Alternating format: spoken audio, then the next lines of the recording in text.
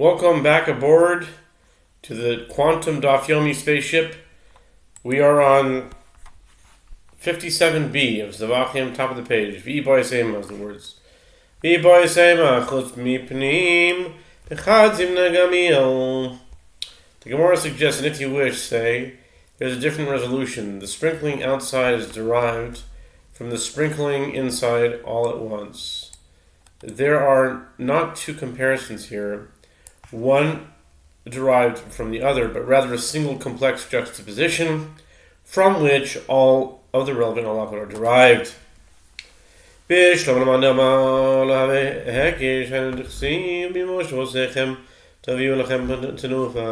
Gemara comments, granted, according to the one who says that a matter derived via juxtaposition, and another principle is not a juxtaposition, this is the reason that it is written with regard to the offering brought on Shavuot. You shall bring out of your dwellings the 2 wave loaves of 2/10 of an ephah. They shall be fine flour. Leviticus 23:17.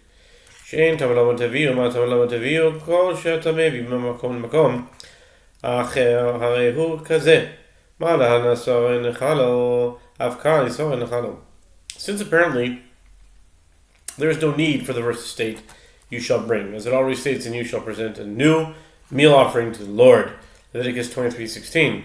Why must the verse state, you shall bring? It states this to teach that anything that you bring from another place that is similar to this offering, meaning the leavened bread that accomplishes a thanks offering, that accompanies a thanks offering, shall be prepared like this.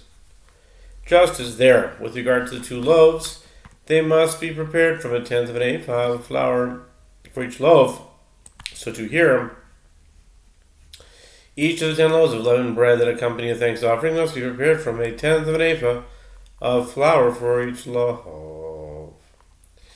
If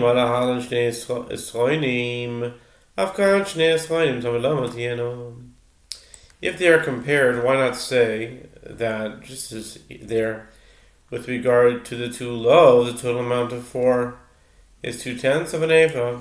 So to here, with regard to the 10 loaves that accompany a thanks offering, the total amount of flour for all 10 should be 2/10 of an ephah. To counter this comparison, the verse states, they shall be, to serve as a restriction and teach that only these 2 loaves amount to a total of 2/10 of an ephah, but the bread accompanying the thanks offering does not amount to 2/10 of an ephah. ולמדנו ישר וחמץ, ישר למעשה ביניים, תעמוד לומר על חלות, לחם חמץ, נגד חמץ הבא, הרי מצה.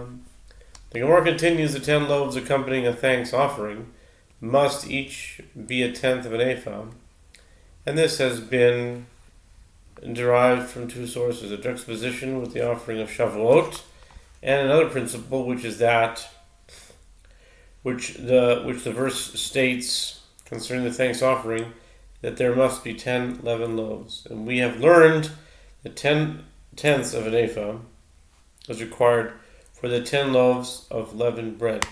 From where is it derived that 10/10 of an ephah are required for the matzah which accompanies a thanks offering? After stating that 30 matzah accompany a thanks offering, the verse states, with cakes of leavened bread, Leviticus 7:13. To juxtapose the matzah with the leavened bread, this teaches that one must bring matzah of an amount corresponding to the leavened bread. In any event, this derivation can be employed according to the one who says that a matter derived via a juxtaposition and another principle is not a juxtaposition. But according to the one who says that a matter is derived via juxtaposition and another principle is a juxtaposition, and therefore cannot teach its halacha via another juxtaposition, what is there to say? How can the measure of flour for the matzah be derived from the measure of flour for leavened bread? The one answer is the first halacha connecting the 2 loaves of Shavuot to the bread accompanying a thanks offering is not derived via juxtaposition, but rather via a superfluous word. The term you shall bring written with regard to the 2 loaves is extra, and is therefore considered as if it were written explicitly with regard to the leavened bread accompanying the thanks offering. Therefore, it's possible to derive the halacha concerning matzah from the halacha concerning leavened bread via a juxtaposition. HaPesach eno nechal ma'antanam Amar Rav Yosef, Rav Elazar ben Azariah he, Hitanya Rav Elazar ben Azariah Omer, Ne'emar kam b'layla hazeh, v'ne'emar halan, v'avarti b'eretz Mitzrayim b'layla hazeh. The Mishnah teaches the Paschal offering is eaten only at night, and it is eaten only until midnight. The Gemara asks, who is the Tana who taught this Mishnah? Rav Yosef said that it is Rav Elazar ben Azariah, as it is taught in the Brayta. The verse states, and they shall eat of the flesh on that night, Exodus 12, verse 8. Rabbi Elazar ben Azariah says it is stated here, on that night, without stating when the night ends. And it is stated there with regard to the plague that afflicted the firstborn Egyptians, and I will pass through the land of Egypt on that night, and I will strike every firstborn in the land of Egypt, Exodus 12:12. With regard to the death of the firstborn, the Torah states, so says the Lord, at about midnight, I will go out into the midst of Egypt, and every firstborn in Egypt shall die. Exodus 11:4 and 5.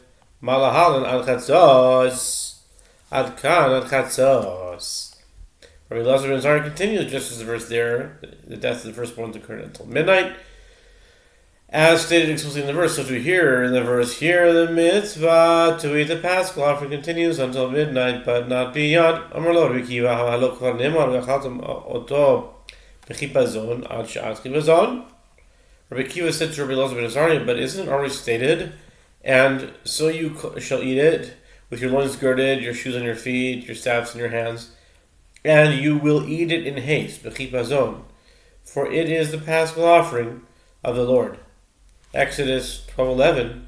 This verse indicates that the Paschal offering may be eaten until the time of haste, meaning until dawn, as the Jewish people left Egypt hastily in next morning.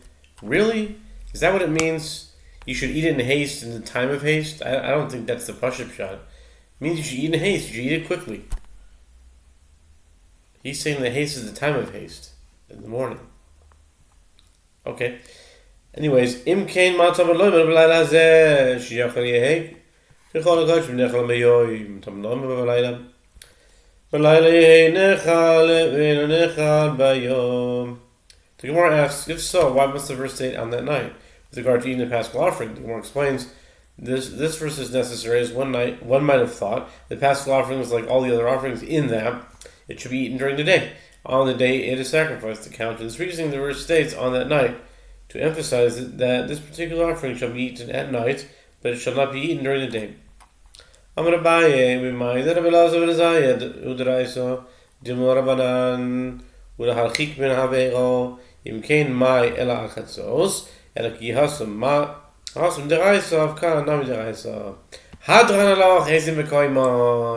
We've completed and shall return to you, God willing, Ezim Mekoman. We can catch the Mishnayos every day if we read them during Korbanot. And I can't say that I always do, but they're there. Anyway, Abaye said to Rav Yosef, and from where do you know that the Mishnah represents the opinion of Rabbi Elazar ben Azariah, and is stating that the Paschal offering must be eaten by midnight by Torah law? Perhaps the Mishnah is in accordance with the opinion of Rabbi Kiva, and is stating that the Paschal offering must be eaten by midnight by rabbinic law, and the reason for the rabbinic decree was to distance one from a sin. Rabbi Yosef replied, if so, what does the Mishnah mean when it says it is eaten only until midnight? With regard to the other offerings, the Mishnah teaches until midnight without specifying only.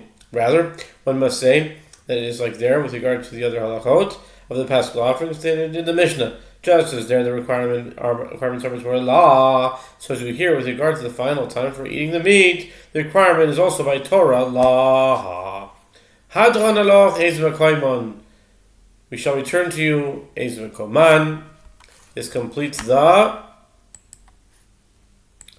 I think it's the 5th chapter of Zevachim, the 5th chapter of Tractate Zevachim.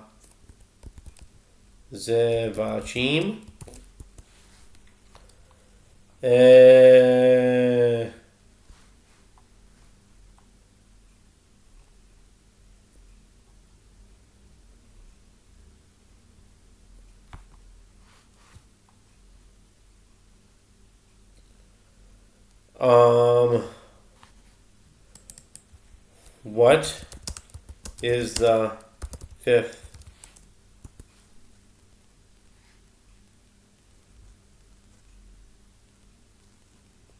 Ezu Mekoimon. Yes.